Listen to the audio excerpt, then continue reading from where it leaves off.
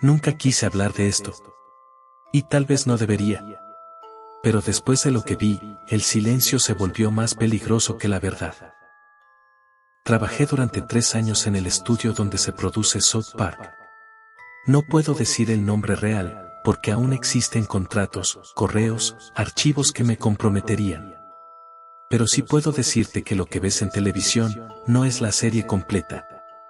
Lo que se transmite al público es una versión filtrada de algo mucho más grande, mucho más oscuro.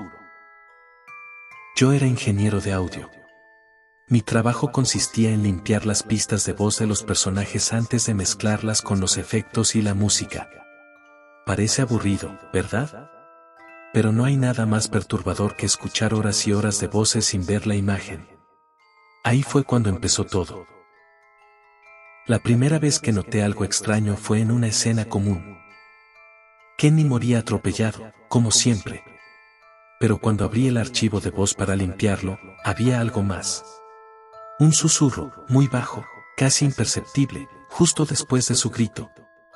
Lo escuché más de 10 veces. Y te juro que no eran efectos, no era parte del doblaje. Era una voz infantil, real, con miedo. Y decía: Ayuda.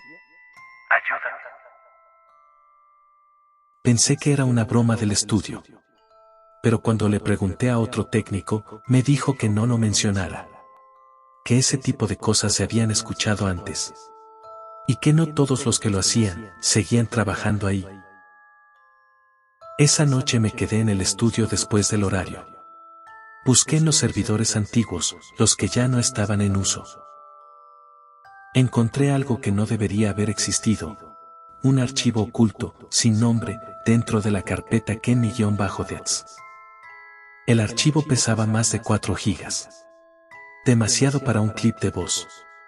Decía solo K-N-001. Cuando lo abrí, no había animación. Solo una pantalla negra, y el sonido de alguien respirando con dificultad. Luego una voz. La voz de un niño. La voz de Kenny. Pero no la caricatura. ¿Era humana? Real. ¿Por qué lo siguen haciendo? Ya no quiero morir. Ya no quiero despertar aquí. Y luego un sonido que todavía escucho en mi cabeza. Como si miles de cuerpos se movieran al mismo tiempo, arrastrándose. Cerré el archivo. Pensé que me estaba volviendo loco. Pero al día siguiente, cuando revisé el episodio nuevo, algo cambió. Kenny no moría.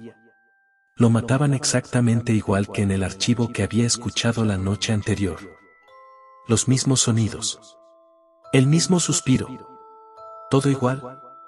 Era imposible. Ese episodio aún no había salido. Nadie podía haberlo copiado. Decidí seguir investigando. Y ahí fue donde empezó mi descenso. Descubrí que cada muerte de Kenny estaba registrada con un código numérico diferente. Pero había una secuencia que faltaba. Los números del 001 al 010 no existían en la base pública. Solo en ese servidor antiguo. Los abrí uno por uno. Y cada archivo era peor. No eran episodios. Eran grabaciones. Ni animaciones, ni doblaje, ni guiones. Solo una cámara fija, apuntando a una figura sentada en la oscuridad. Una silueta pequeña, con una sudadera naranja. No hablaba, solo respiraba. Pero cada archivo duraba más que el anterior. Y al final de cada uno, aparecía otro cuerpo más, idéntico. Era como si, cada vez que Kenny moría en la serie, esa versión apareciera en ese lugar. Un infierno de sí mismo. Miles de Kennys, apilados, llorando, gritando, rogando que alguien lo saque. Y cada uno sabía que su muerte era vista por millones de personas que se reían de ella.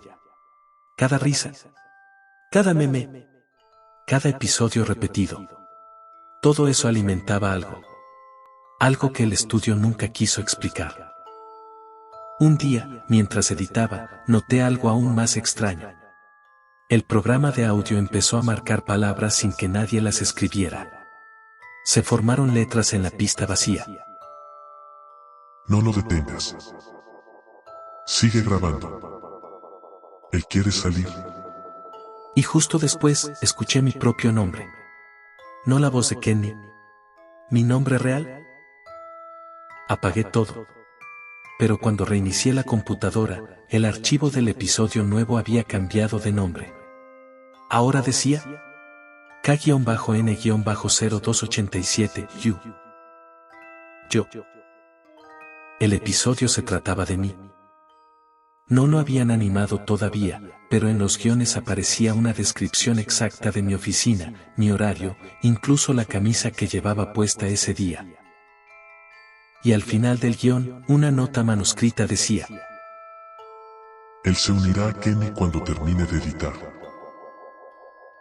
Pensé que era una amenaza, pero algo dentro de mí ya no podía parar. Tenía que saber qué pasaba.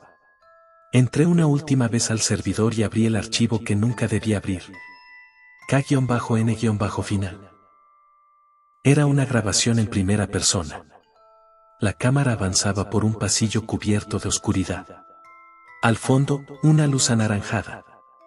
Y el sonido de cientos de voces susurrando el mismo nombre. Kenny. Kenny. Kenny. La cámara giró. Y me vi a mí mismo sentado frente a la computadora, editando. Mis ojos vacíos. Mi piel pálida. Y detrás de mí, una figura con capucha naranja, observándome. No era dibujo. Era real. Y cuando la figura levantó la cabeza, vi mi rostro. Era yo, dentro del traje.